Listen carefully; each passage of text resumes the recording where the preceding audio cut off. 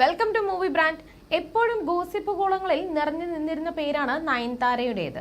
നടനും ഡാൻസറുമായ പ്രഭുദേവയുമായുള്ള പ്രണയമാണ് ഏറെ വിവാദങ്ങൾക്ക് തിരികൊളുത്തിയിരുന്നത്. നീണ്ട നാളത്തെ പ്രണയത്തിനൊടുവിൽ ഇരുവരും വിവാഹം ചെയ്യാൻ ഒരുങ്ങുന്നുവെന്നും നയൻതാര മതം മാറി ഹിന്ദു ആകുന്നു എന്നെല്ലാം വാർത്തകൾ വന്നിരുന്നു. വിജയ്, നയൻതാര എന്നിവർ പ്രധാന വേഷത്തിലെത്തിയ ചിത്രം വില്ലിന്റെ സംവിധായകനായിരുന്നു പ്രഭുദേവ. ഈ ചിത്രത്തിന്റെ ഷൂട്ടിംഗിനിടെയാണ് ഇദ്ദേഹം നയൻതാരയുമായി അടുക്കുന്നത്. പ്രഭുദേവ അന്ന് വിവാഹിതനും 3 കുട്ടികളുടെ പിതാവുമായിരുന്നു.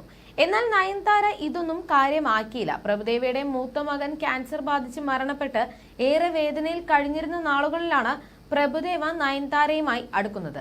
എന്നാൽ ഇരുവരുടെയും ബന്ധത്തിനെതിരെ പ്രഭുദേവയുടെ അന്നത്തെ ഭാര്യ റംലത്ത് രംഗത്ത് വന്നിരുന്നു. നയൻതാരയുമൊത്ത് ലിവിംഗ് റിലേഷൻഷിപ്പിലാണെന്ന് പറഞ്ഞ് ലത വലിയ പ്രശ്നങ്ങൾ ഉണ്ടാക്കിയിരുന്നു. 2 കുഞ്ഞുങ്ങളുടെ അച്ഛനായ തന്റെ ഭർത്താവിനെ നയൻതാര തട്ടിയെടുക്കുകയാണെന്നും പറഞ്ഞാണ് പ്രഭുദേവയുടെ ഭാര്യ രംഗത്ത് വന്നത്. അവർ അതിനെതിരെ കുടുംബ കോടതിയിൽ കേസ് ഫയൽ ചെയ്തിരുന്നു. 2010-ൽ ലതയും പ്രഭുദേവയും ഡിവോഴ്സായി. വൻ തുക ജീവനാംശമായി പ്രഭുദേവ നൽകി. മക്കളുടെ കാര്യങ്ങളും ഏറ്റെടുത്തു. റിപ്പോർട്ടുകൾ പ്രകാരം വിവാഹം ചെയ്തില്ലെങ്കിലും നയൻതാരയും പ്രഭുദേവയും ഒരുമിച്ച് ജീവിക്കാൻ തുടങ്ങിയിരുന്നു. പ്രഭുദേവയുമായി മുന്നോട്ടുള്ള ജീവിതം സാധ്യമല്ലെന്ന് ഒരു ഘട്ടത്തിൽ നയൻതാര മനസ്സിലാക്കി. അന്നും കോടികൾ പ്രതിഫലം വാങ്ങുന്ന നടിയാണ് നയൻതാര.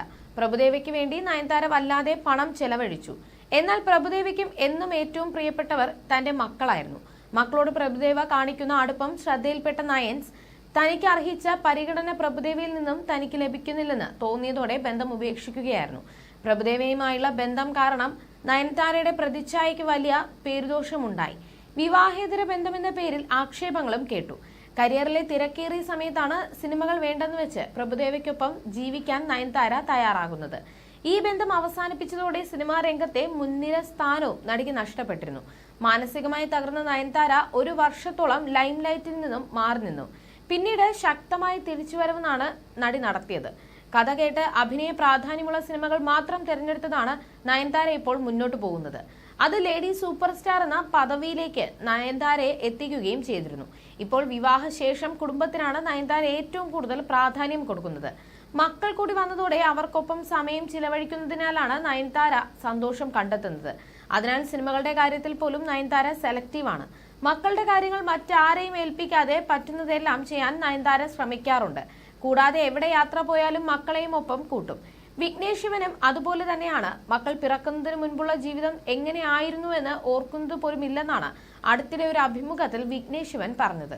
കുഞ്ഞുങ്ങൾ വളരെ വേഗത്തിൽ വളരുമെന്നതിനാലാണ് ഈ സമയം നയൻസും വിക്കിയും കഴിവതും അവർക്കൊപ്പം തന്നെ ചിലവഴിക്കുന്നത്. അന്നപൂരണിയാണ് അവസാനമായി തിയേറ്ററുകളിൽ എത്തിയ നയൻതാരയുടെ സിനിമ. ശശികാന്തിന്റെ ടെസ്റ്റിന്റെ റിലീസിനായി കാത്തിരിക്കുകയാണ് നയൻതാര ഇപ്പോൾ.